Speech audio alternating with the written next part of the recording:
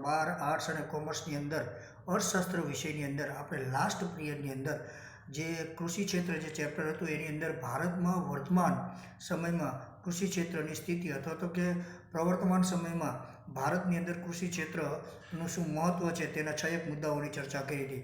આજના સેશનની અંદર એવો જ એક મહત્ત્વનો પ્રશ્ન આપણી સમક્ષ આવે છે મિત્રો કે નીચી ખેત ઉત્પાદકતાના કારણો.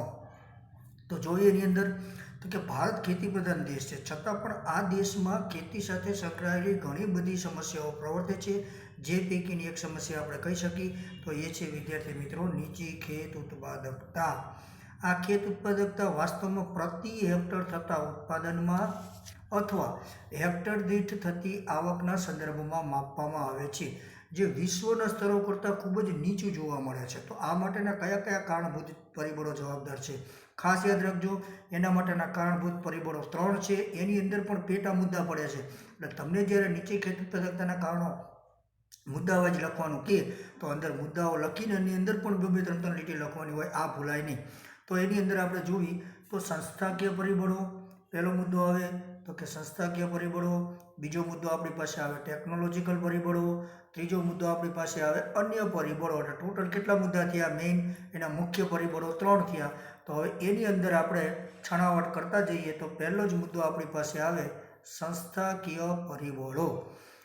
ભારતના ખેડૂત જે સંસ્થાકીય માળખામાં રહીને ખેતી કરે છે તેને અસર કરતા ભૌતિક, સામાજિક અને કાયદાકીય પરિબળોને સંસ્થાકીય પરિબળો કહેવામાં આવે છે. એટલે ભારતનો ખેડૂત સંસ્થાકીય માળખામાં રહીને ખેતી કરે અને એને અસર કરતા ભૌતિક, સામાજિક, આર્થિક અને કાયદાકીય પરિબળને સંસ્થાકીય પરિબળ તરીકે ઓળખવામાં આવે.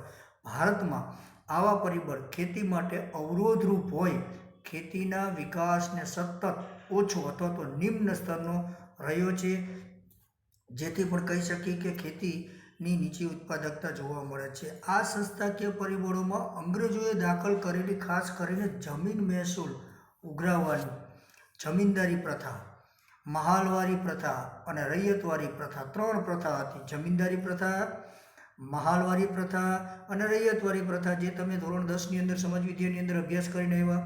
ખેત ધિરાણ સવલતો, ખેત પેદાશની વેચાણ વ્યવસ્થા, વાહન વ્યવહારની સવલત, જમીન માલિકીની પ્રથા એ બધાનો એની અંદર સમાવેશ થાય છે સંસ્થાકીય પરિબળની અંદર. આવા સંસ્થાકીય પરિબળોના જે અવરોધ અથવા નકારાત્મક રહેવાને કારણે ભારતમાં ખેતી ક્ષેત્રે નીચી ઉત્પાદકતા જોવા મળે છે. તો એની અંદર પહેલું જોયું જમીન મહેસૂલ ઉઘરાવવાની પ્રથા. જોઈએ હવે આપણે એની અંદર તો કે ભારત દેશ આઝાદ થયો ત્યારે દેશમાં જમીન મહેસૂલ ઉઘરાવવાની 3 પ્રથાઓ પ્રચલિત હતી. કેટલી પ્રથા હતી? તો કે 3 પ્રથા પ્રચલિત હતી. જમીનદારી પ્રથા, મહાલવારી પ્રથા અને રૈયતવારી પ્રથા. આ પ્રથાઓમાં જમીન ઉપર ખેતી ગણોતિયાઓ કે જમીન વિહોણા ખેત મજૂરો જેની પાસે જમીન નથી એ ખેત મજૂરો દ્વારા કરવામાં આવતી હતી. દરેક પ્રથામાં માત્ર જમીન પરનું ભાડું અથવા તો મહેસૂલ ઉઘરાવવાની જુદી જુદી પદ્ધતિઓનો ઉપયોગ કરવામાં આવતો હતો, જેમાં જમીનદારો કુલ ખેત ઉત્પાદનનો એક મોટો ભાગ ભાડા સ્વરૂપે ઉઘરાવતા હતા અથવા ખેડૂતો પાસે માત્ર જીવન નિર્વાહ થઈ શકે એટલું જ ખેત ઉત્પાદન રહેવા દે, બાકીનું બધું જ એ વધારાનું ઉત્પાદન તેઓ ફરજિયાતપણે પોતાની પાસે લઈ લેતા હતા. એટલે કે ખેડૂતની પાસે ફક્ત જીવન નિર્વાહ થઈ શકે એટલું જ ખેત ઉત્પાદન રહેતું હતું, બાકી બધું જ ઉત્પાદન ફરજિયાતપણે એ જમીનના માલિક લઈ લેતા હતા. જેના કારણે ખેતી કરતા વર્ગને ખાસ ખેત ઉત્પાદન વધારવામાં રસ ન રહ્યો. તેઓ ખેતી ક્ષેત્ર ઉત્પાદન વધે તેવા નવા પ્રકારો પણ અજમાવવા તૈયાર નહોતા, કારણ કે જે કંઈ એ મહેનત કરે અને એમાંથી એનો જીવન નિર્વાહ ખેડૂતનો થાય એટલું જ એને ઉત્પાદન રાખવાનું, બાકીનો બધો ભાગ તો જમીનદારો લઈ લેતા હતા. એટલે એને કોઈ નવી પ્રકારના પદ્ધતિ અપનાવવાનો હતો તો વધારે પ્રમાણમાં મહેનત કરવાનો એને કોઈ રસ જ નહોતો, જેથી ખેતી ક્ષેત્રનું ઉત્પાદન પ્રમાણમાં લગભગ સ્થિર થઈ ગયું. આમ ખેતી ક્ષેત્રનું ઉત્પાદન દેશની જરૂરિયાત અને ખેતી કરતા વર્ગની જરૂરિયાત અનુસાર વધારો પ્રાપ્ત કરી શકાતું નહોતું. આઝાદી પૂર્વે આપણે એવું કહેવામાં આવે કે ખેડે તેની જમીન આ કાયદા હેઠળ ખેડ હક સલામતી અને શાંત, એટલે કે શાંત આ શબ્દ જે છે મિત્રો એનો અર્થ થાય છે ભાડા નિયમન અંગેના કાયદાઓ પસાર કરવામાં આવ્યો. પરંતુ આ કાયદાઓ સંપૂર્ણપણે અમલમાં ન થતાં ખેડૂતોનું ફક્ત શોષણ મુક્ત કરી શકાયા નથી અને સરવાળે કૃષિ ક્ષેત્રમાં નીચી ખેત ઉત્પાદકતાનો પ્રશ્ન વિકટ બની ગયો છે. બીજો મુદ્દો આપણી પાસે આવે છે કે ખેત ધિરાણ. ભારતમાં મોટા ભાગના ખેડૂતો ગરીબીનો સામનો કરતા જોવા મળે છે. જેમને દરેક પાક અગાઉ ખેત ધિરાણની આવશ્યકતા રહે તો સ્વાભાવિક જ છે, કારણ કે ખેડૂત એક પ્રકારની ગરીબીનો સામનો કરે છે.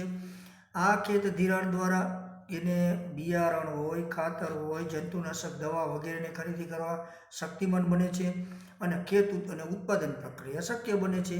પરંતુ આઝાદી સમયથી ખેત ધિરાણમાં ખાનગી નાણાં ધીરનારની ખૂબ જ મોટી ભૂમિકા જોવા મળી છે. એટલે કે જે વ્યાજ વટાવ પૈસા ઉછીને આપતા હોય એ ભારતમાં 1951માં અંદાજે 71.6% ખેત ધિરાણ નાણાં ધિરાણનો વ્યવસાય કરતા લોકો દ્વારા કરવામાં આવતો હતો.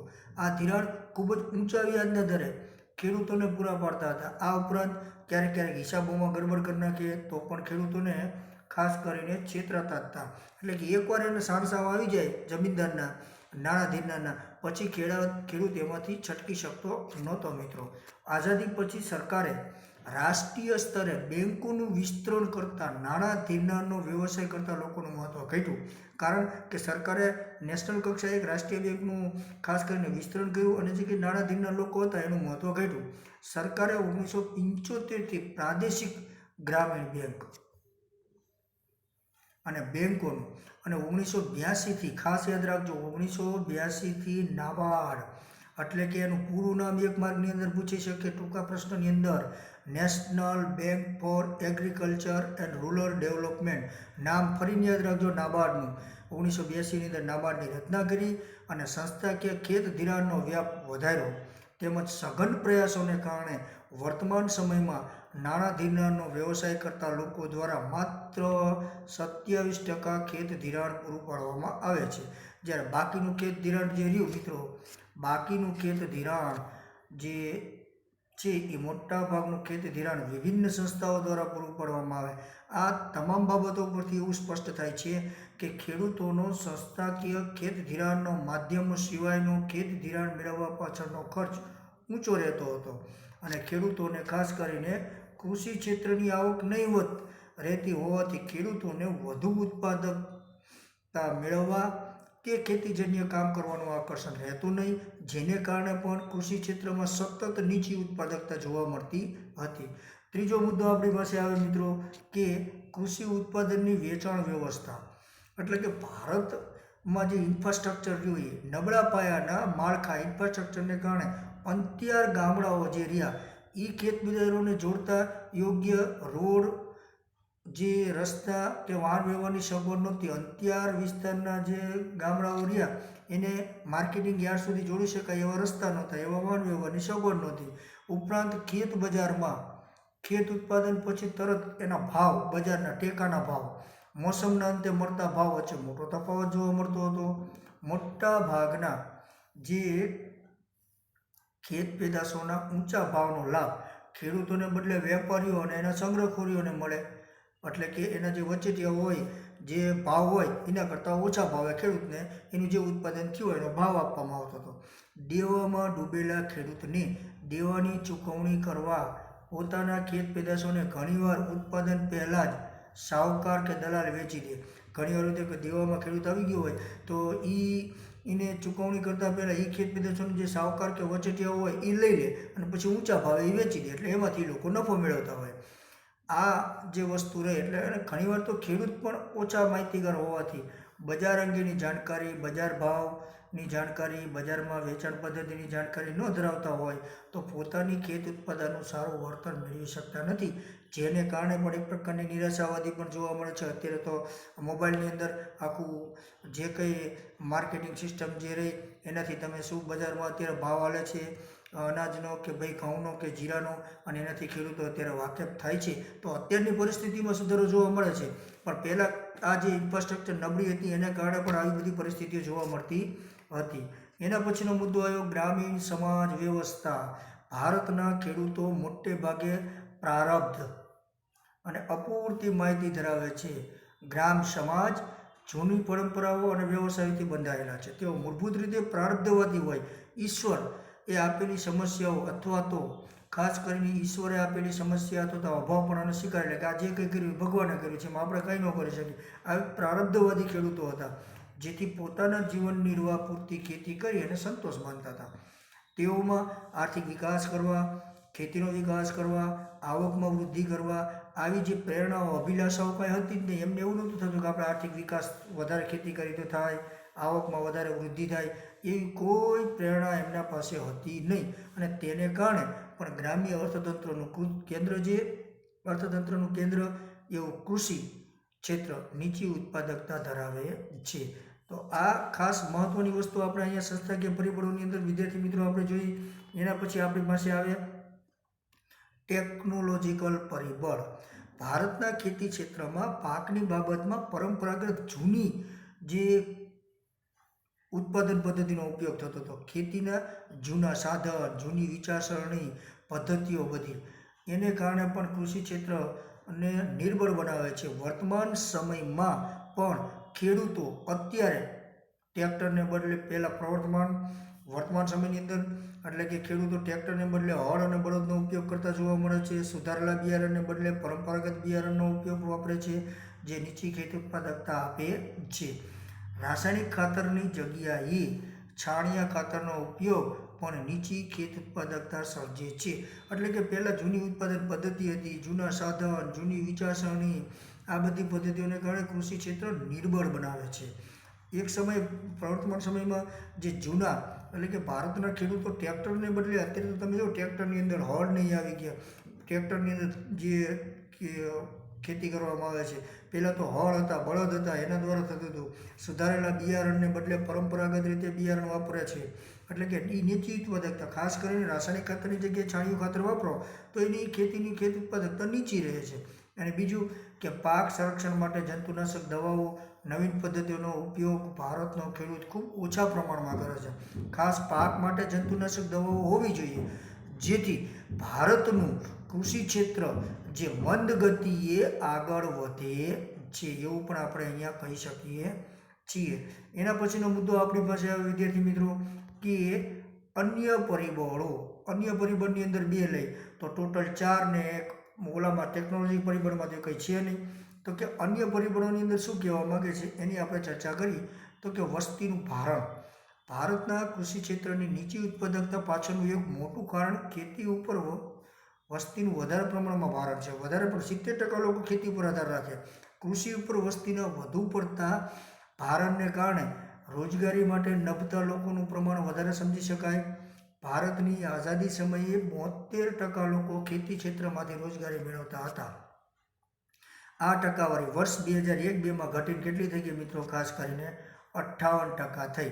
જ્યારે 13-14માં ખેતી ક્ષેત્રમાં રોજગારી મેળવતા વસ્તીનું પ્રમાણ 49% નોંધવામાં આવ્યું. આમ ખેતી ઉપર રોજગારીનું ભારણ ઘટ્યું, છતાંય અન્ય ક્ષેત્રો કરતાં તો ખાસ મહત્વનું છે કે એ ખૂબ એનું અન્ય ક્ષેત્રો કરતાં વધુ જ ખૂબ છે. વિદેશની તુલનામાં ખૂબ ઊંચું જણાય. અહીં ખેતી ક્ષેત્રે કુલ ઉત્પાદનમાં જે પ્રમાણ મેળવે તે વધુ પડતી વ્યક્તિઓ વચ્ચે ઉત્પાદન અને આવક વચ્ચેની સ્વરૂપને કારણે એની ખેતીની જે ઉત્પાદકતા ઘણી નીચી જોવા મળે છે. અને પછીનો બીજો મુદ્દો આપણી પાસે લાસ્ટ અહીંયા અન્ય પરિબળોમાં આર્થિક આયોજનનો અભાવ. ભારત સરકારે પ્રથમ પંચવર્ષીય યોજના 1950-51થી 55-56 એટલે કે બૃહદ ખેતી ક્ષેત્ર માટે બનાવી હતી. પરંતુ બીજી પંચવર્ષીય યોજના જે રહી એ 56થી ભારતનું આર્થિક આયોજન ઉદ્યોગો તરફ કેન્દ્રિત બન્યું. એટલે કે પહેલી પંચવર્ષીય યોજનાનું થોડીક મહત્ત્વ આપવામાં આવ્યું, પણ બીજી પંચવર્ષીય યોજનાથી ખેતી ક્ષેત્રને મહત્ત્વ આપવામાં આવ્યું. ભારત સરકારના ઉદ્યોગોના વિકાસ પાછળ જેટલા પ્રયત્ન, સમય, ફાળવણી, ખર્ચ કરે તેટલું પ્રદાન જો તેમણે ખેતી ક્ષેત્રે આપેલું નથી. સરવાળે એમ કહી શકાય કે ભારતનું કૃષિ ક્ષેત્ર અનિયમિત રીતે અને મંદ રીતે વિકાસ કરતું હોવાથી સરકારે ખાસ કૃષિ ક્ષેત્રને જરૂરી પ્રમાણમાં સહાયક બની નથી. અને એને કારણે પણ ભારતના કૃષિ ક્ષેત્રની જે સ્થિતિ જે રહી મિત્રો એક પ્રકારની ખાસ કરીને ચિંતાજનક બની છે. તો અહીંયા આપણે ખેતીની નીચી ખેત ઉત્પાદકતાના કારણોની ચર્ચા કરી. હવે નેક્સ્ટ પિરિયડની અંદર ખેત ઉત્પાદકતા વધારવા માટે આ જે નીચી ખેત ઉત્પાદકતા હતી એને વધારવા માટે શું શું ઉપાય યોજી શકાય તેની આગળ પિરિયડની અંદર ચર્ચા કરશું. તો નમસ્કાર.